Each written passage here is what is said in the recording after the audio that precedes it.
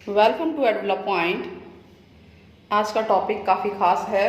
Class 10th maths exercise 4.3 में जो 3 question रह गए थे, पिछले वीडियोस में मैंने 8 तक क्वेश्चन करा दिए हैं। क्वेश्चन नंबर 9, 10th और 11th बहुत ही इंपॉर्टेंट क्वेश्चन है, बहुत ध्यान से समझिएगा। बहुत ईजी तरीके से कराऊंगी मैं आपको। सबसे पहले हम क्वेश्चन नंबर 9 करने जा रहे हैं। स्टार्ट करने से पहले मेरे चैनल को लाइक, सब्सक्राइब और शेयर करना ना भूलें, साथ ही बेल का आइकन ज़रूर दबाएं।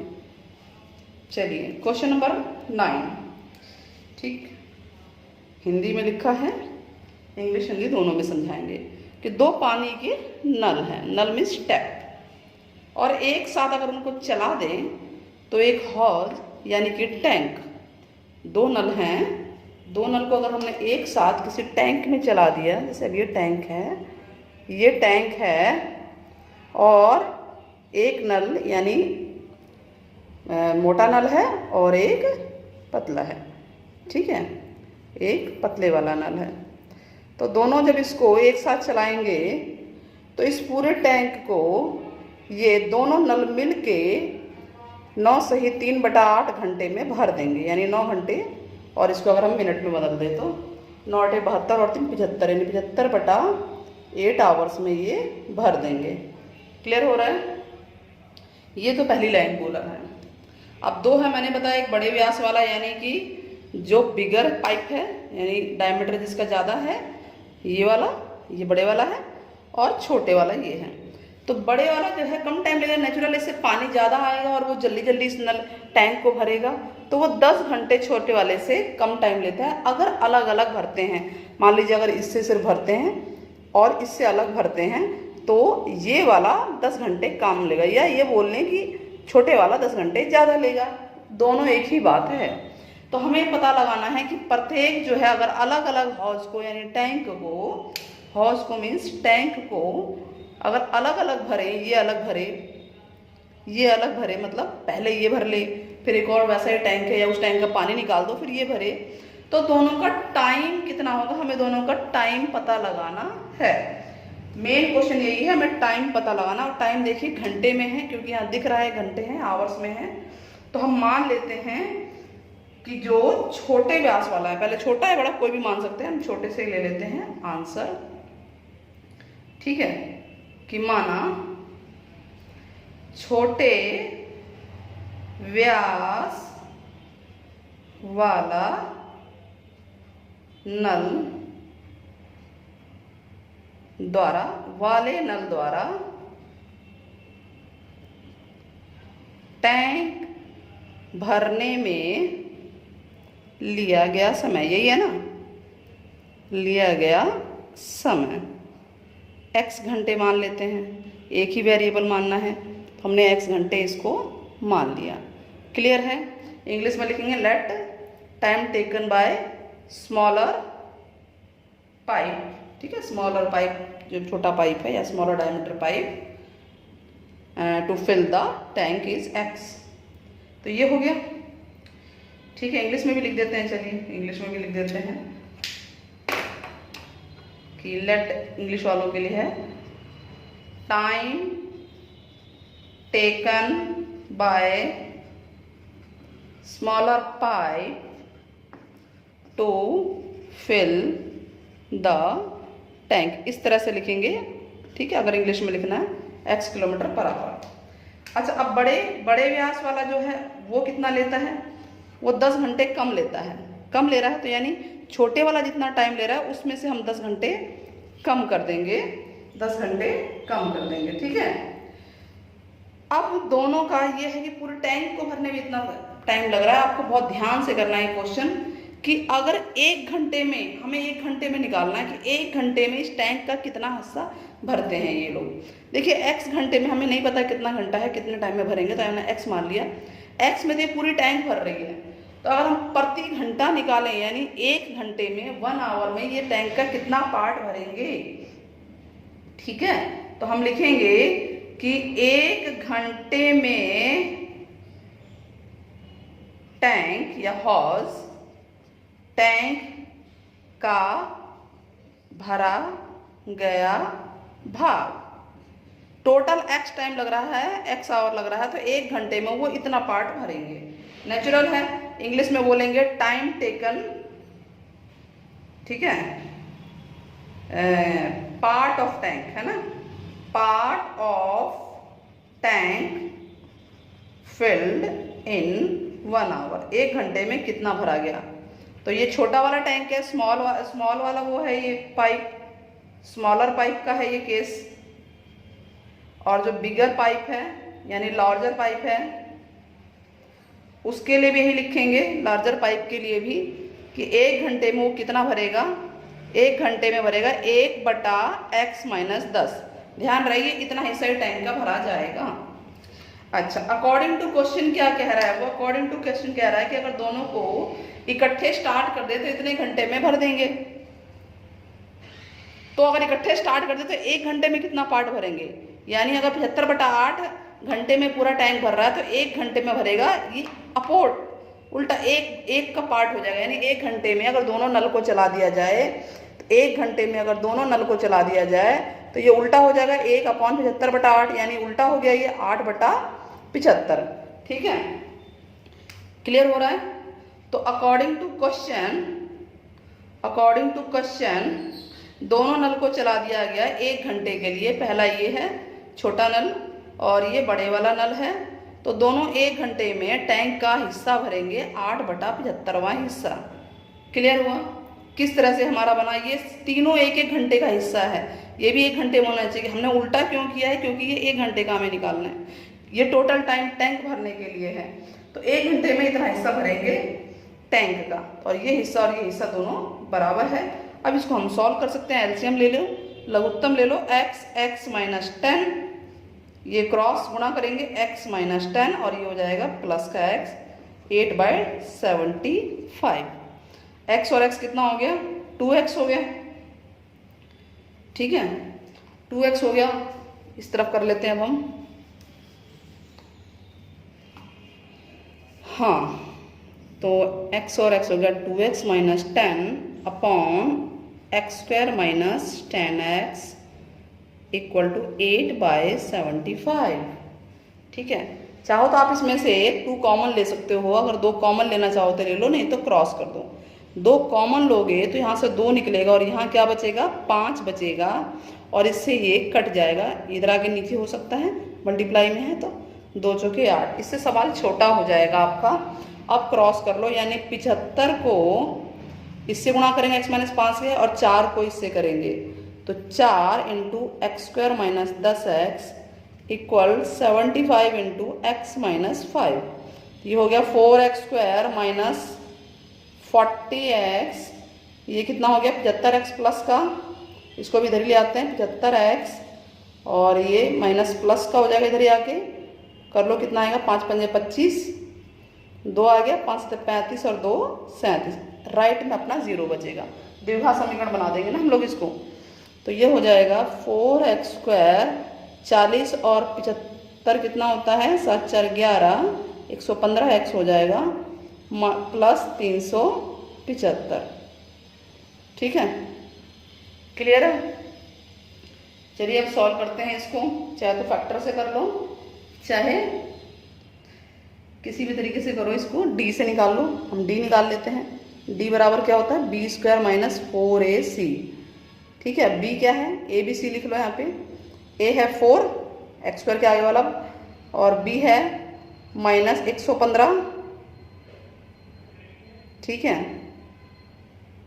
बल्कि इसमें आप -115 का स्क्वायर करोगे तो बहुत बड़ा हो जाएगा, इसको रहने देते हैं, फैक्टर से करते हैं इसको।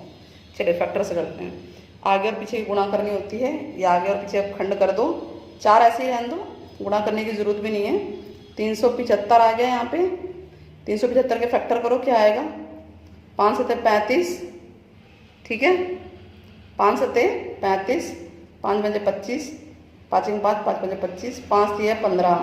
हमें 115 लेकर आना है, और हमारे पास 4 ये भी है, तो कैसे होगा 115, 4 के टुकड़े कर देते हैं, 2 और 2, तो हमारे पास ये और ये पॉइंट हो गया, और 115 लाना है प्लस या माइनस करने पर। तो करते हैं, चलिए 5 दूनी 10 दूनी 20 दूनी 40 और 40 दूनी 80 नहीं आ रहा, ठीक नहीं आ रहा है, दूसरा तरीका कीजिए। तो इसके खंड हो रहे हैं 25 चक्के 100 और 100 में 15 जोड़ेंगे तो 115 आएगा। क्लियर हो गया। 100 और 15 आ गया खंड, गुणनखंड विधि से हम कर दे रहे हैं इसको, और डी से भी इसको कर सकते हैं। तो ये हो जाएगा 4x² minus 100x minus 15x। अब तक गुणनखंड आप लोगों को आ गया होगा, कई वीडियोस में मैंने फैक्टर किए हैं। अब यहाँ पे 4 और x कॉमन आ रहा है, यहाँ बचेगा x माइनस 25 चौके 100 यानी 25 आएगा यहाँ पे। फिर यह माइनस है, क्या निकल रहा है यहाँ से बताइए, 15 दूनी 30, 15 निकल रहा है। 15 निकाल दे तो x बचेगा माइनस 15 दूनी 30, 15 पंजे 75 आ गया। तो ये दोनों सेम आ गए, ये दोनों हम कॉमन ले लेंगे। x minus 25, 4x minus 15 equal to 0, x equal to 25 और यहाँ आ जाएगा 4x equal to 15, x equal to 15/4। ठीक है, तो हम ये देख रहे हैं कि 15/4 अगर वैल्यू होती है, इस तरफ से रफ कर देते हैं, अगर 15/4 वैल्यू है तो बड़ा वाला जो पाइप है उसका टाइम नेगेटिव आ जाएगा और नेगेटिव वाला आंसर हो नहीं सकता। इसीलिए जो x इक्वल टू 15/4 है वो आंसर नहीं है, बिकॉज बता देंगे जो टाइम आएगा, टाइम टेकन बाय बिगर पाइप, जो बड़े पाइप है वो जो टाइम लेगा वो विल बी नेगेटिव, वो नेगेटिव आ जाएगा। और नेगेटिव टाइम कभी भी नहीं होता। आप सॉल्व करके देखेंगे वैल्यू को, अगर x हमने 15/4 लिया तो हम बिगर पाइप में डालेंगे ना, x माइनस 10 था तो नेगेटिव आएगा। तो इसीलिए x की वैल्यू 25 है, यानी time taken by smaller pipe, यानी छोटे पाइप के द्वारा जो टाइम लिया गया वो x है, यानी 25 घंटे, और बिगर पाइप के द्वारा जो टाइम लिया गया है किस चीज़ में, टैंक को भरने में, वो x माइनस 10 है, यानी 25 माइनस 10 कितना आ गया, 15 घंटे। क्लियर हो गया। तो ये है स्मॉलर का टाइम लगेगा और ये देखिए 10 घंटे कम ले रहा है, तो इस तरह से हमारा आंसर आ जाएगा। नाउ क्वेश्चन नंबर 10 कि दो स्थान है मैसूर और बेंगलोर, उसके बीच की दूरी है 132 किलोमीटर। हम ये बना लेते हैं, यहाँ है मैसूर और ये दूसरा पॉइंट ले लेते हैं बेंगलोर। ठीक है, डिस्टेंस दूरी को किलोमीटर में दिखाया गया है, तो यहाँ से यहाँ तक की दूरी है 132 किलोमीटर। और एक एक्सप्रेस गाड़ी है, एक्सप्रेस यानी जो तेज चलती है, और एक सवारी गाड़ी है, सवारी मतलब कि जो स्लो चल रही है। वैसे भी लिखा हुआ है कि एक्सप्रेस गाड़ी सवारी गाड़ी से, पैसेंजर ट्रेन से 1 घंटा कम टाइम लेती है। ये ध्यान रखना है आपको कि एक्सप्रेस वाली तेज चल रही है, यानी एक्सप्रेस वाली से पैसेंजर वाली ज़्यादा टाइम लेगी, या उल्टा बोल लो एक्सप्रेस वाली 1 घंटा कम टाइम लेगी। तो यदि एक्सप्रेस गाड़ी की औसत चाल, एवरेज स्पीड, चाल यानी स्पीड होती है, सवारी गाड़ी की औसत चाल से ज़्यादा है। देखिए गाड़ी टाइम जब भी कम लेती है जब उसकी स्पीड ज़्यादा हो, तो एक्सप्रेस वाली की स्पीड कितनी ज़्यादा है, 11 किलोमीटर पर आवर ज़्यादा है। ठीक है, तो हमें दोनों रेलगाड़ियों की औसत चाल पता लगानी है। चलिए देखते हैं। तो सबसे पहले तो हम देखते हैं कुल दूरी क्या दे रखी है। कुल दूरी, या हम लिख सकते हैं मैसूर और बेंगलोर के बीच की दूरी 132 किलोमीटर है। दूरी किलोमीटर में होती है, ध्यान रखना, टाइम को आवर में लिखना है, और 4 किलोमीटर पर आवर, 4 बराबर होता है दूरी बटा समय। तो कुल दूरी यानी टोटल, इंग्लिश में बोलते हैं डिस्टेंस। ठीक है, अच्छा अब मान लेते हैं, किसको मानना पड़ेगा, माना सवारी गाड़ी की औसत चाल, सवारी गाड़ी की औसत चाल। ठीक है, माना सवारी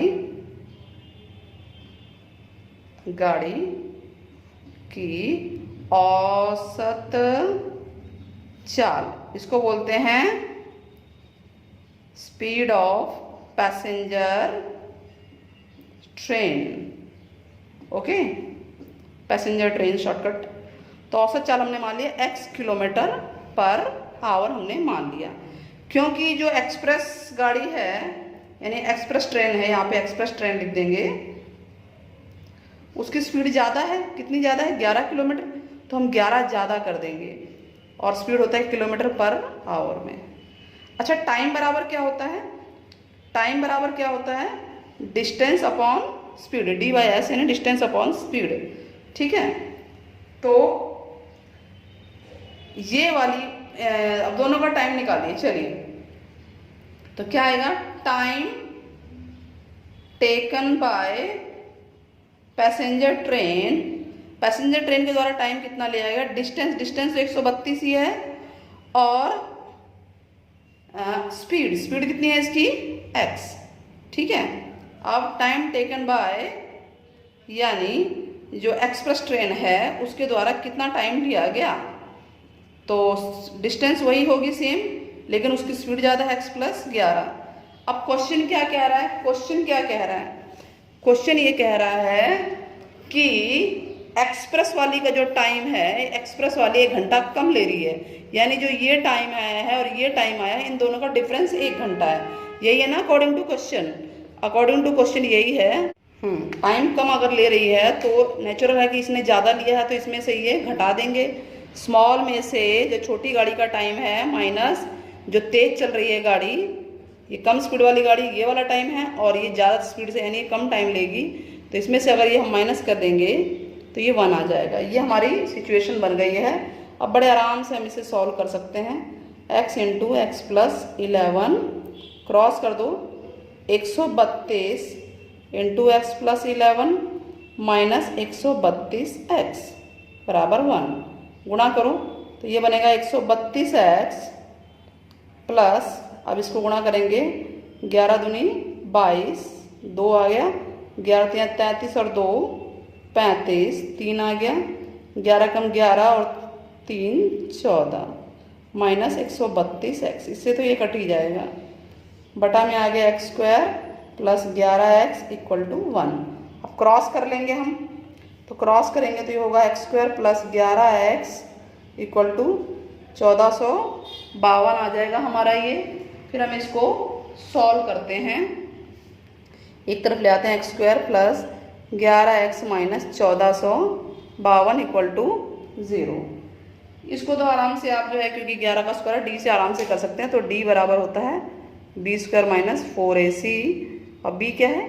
11 का स्क्वायर -4 × a1 है यहाँ पे, और c ये है आपका -1452। ठीक है, चलिए इधर से हम रफ कर देते हैं। रफ करेंगे तो हमारे पास d आ गया, 11 का स्क्वायर 121 होता है, और ये माइनस और माइनस प्लस हो जाएंगे। अब 4 को इससे गुणा कीजिए, 4 दूनी 8, 4 पंजे 20 हासिल 2, 4 चौक 16 और 2 18 हासिल 1, 4 एकम 4 और 1 5। यही आया ना। अब इनको ऐड कर लो, दोबारा चेक कर लो, 4 दूनी 8, 4 पंजे 20, 4 चौक 16 और 2 18, 4 एकम 4 और 1 5। तो d बराबर आ गया। अब इसको ऐड कीजिए, 8 और 1 ऐड करो 9, 0 और 2 2, 8 और 1 9, और ये आ गया 5 का 5। ठीक है, तो x बराबर होता है -b + -√d/2a। यही होता है ना। तो √d यानी कि रूट में चला जाएगा, 5 9 2 9। फैक्टर करो इनके, स्क्वायर रूट करेंगे, वर्गमूल पीछे से लेंगे जोड़ा, तो ये किससे जाएगा? 7 7 49। अब 59 में से 49 गया 10, और इसको इससे जोड़ देंगे, 14 आ गया, 29 उतारेंगे। अब किससे जाएगा? ये 3 से जाएगा, 3 तिया 9, और किसके में 9 आता है? 3 में आता है, 7 में भी आता है। चलो 7 से करते हैं। 7 7 49, 2 दिया, 4 दिया, 7 चौक 28 और 4 32, 3 दिया, 7 1 7 और 3 10। ये पूरा कटना चाहिए। तो x बराबर आ गया माइनस बी, यानी माइनस बी है हमारा 11 प्लस माइनस रूट डी, और d की वैल्यू ये आ गया रूट डी, यानी 5 9 2 7 है, 2 9 है, 2 इंटू 1। तो x बराबर आ गया माइनस 11 प्लस माइनस रूट में इसका आंसर आ गया 77/2। ठीक है, तो ये दो आंसर होंगे, एक तो -11 -70/2, ये तो होगा नहीं, नेगेटिव होती नहीं है दूरी। x हमने क्या माना था, चाल माना था ना, चाल हमारा नेगेटिव नहीं हो सकता, तो ये आंसर नहीं है। तो दूसरा होगा -11 प्लस 70/2, यानी कि आ गया 66/2, 33 आ गया इसका आंसर। तो x यानी जो पैसेंजर गाड़ी की चाल है वो 33 है, और जो एक्सप्रेस गाड़ी की चाल है, स्पीड है, वो 33 + 11 44 है। क्लियर हुआ ये? चलिए लास्ट क्वेश्चन है, क्वेश्चन नंबर 11। दो वर्गों के क्षेत्रफलों का योग यानी sum of the area of two square is 468, ये दे रखा है। ठीक है, वर्ग में स्क्वायर होता है, क्षेत्रफल में एरिया, उसका सम जो है दो स्क्वायर है, यानी इस तरह से है, एक छोटा होगा, स्क्वायर मतलब चारों साइड बराबर होती है जिसकी, और एक बड़ा है। ठीक है, तो दोनों के एरिया का स्क्वायर 468 है, उनके परिमाप यानी कि पैरीमीटर, परिमाप यानी कि पैरीमीटर, ठीक है, का अंतर 24 है। दो चीज हमें दिए हुए हैं। ठीक है, sum of the area of squares and difference of perimeter, दोनों की साइड्स निकालनी है, भुजाएं निकालनी है, साइड निकालनी है। चलिए सॉल्यूशन करते हैं। तो मान लेते हैं कि माना छोटे वर्ग की भुजा x मीटर मान लेते हैं, इंग्लिश में बोलते हैं let side of smaller square. ठीक है, तो क्वेश्चन पैरीमीटर से स्टार्ट करता है। बड़े की क्या माने, हम मान नहीं सकते कुछ, तो हमें ये पता है इसका परिमाप क्या होगा, छोटे का ही, छोटे का परिमाप निकालिए, परिमाप यानी कि पैरीमीटर निकालेंगे। परिमाप होता है 4 गुना भुजा, यानी 4 इंटू साइड होता है, तो 4x हो गया। अकॉर्डिंग टू क्वेश्चन हमें क्या कह रहा है कि बड़े का परिमाप पैरीमीटर ऑफ बिगर माइनस छोटे का परिमाप, यही है ना, बड़े का परिमाप माइनस छोटे का परिमाप 24 है। ठीक है, perimeter of bigger minus perimeter of smaller 24 है। तो बड़े की साइड निकालने की परिमाप क्या होता है, 4 इंटू साइड, हमें नहीं पता साइड क्या है, लेकिन इसका पता है 4 इंटू साइड, इनका 4x हमने निकाल लिया है, इक्वल टू 24 है।